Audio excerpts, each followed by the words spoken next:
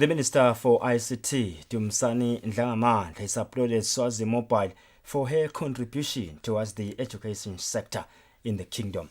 The minister was speaking during the launch of a new website known as Khan Academy.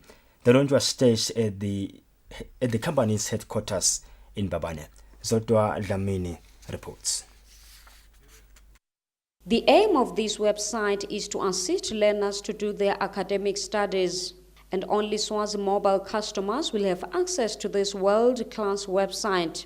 The Minister for Information, Communications and Technology, Dumisani Ndlangamandla, says the project is in line with His Majesty's Vision 2022.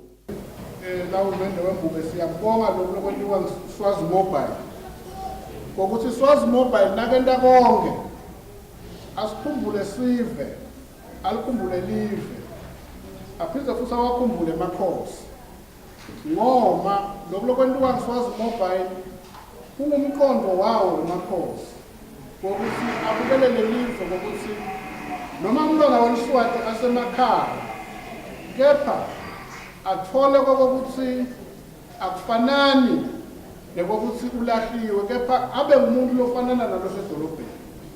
During the launch of the website, Swazi Mobile presented 10 screens to the Ministry of Education, which will also assist learners in their computer studies. The screens were received by the Minister for Education, Phineas Makakula. Makakula says the screens came at an opportune time when the ministry is in the process of introducing computer studies in all schools in the country. Ministry of Education,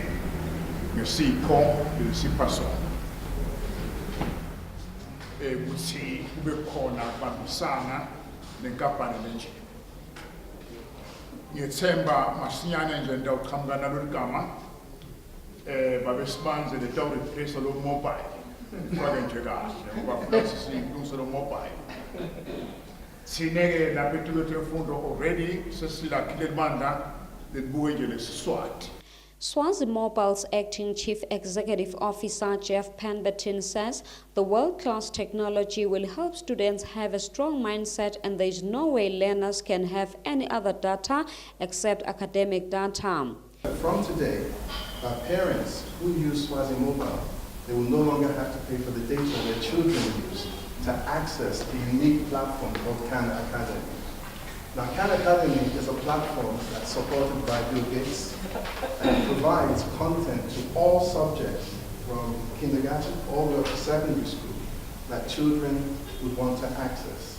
For Swazi TV News Report, I'm Zodwa Dlamini with Ernest Mabaso in Mbabane.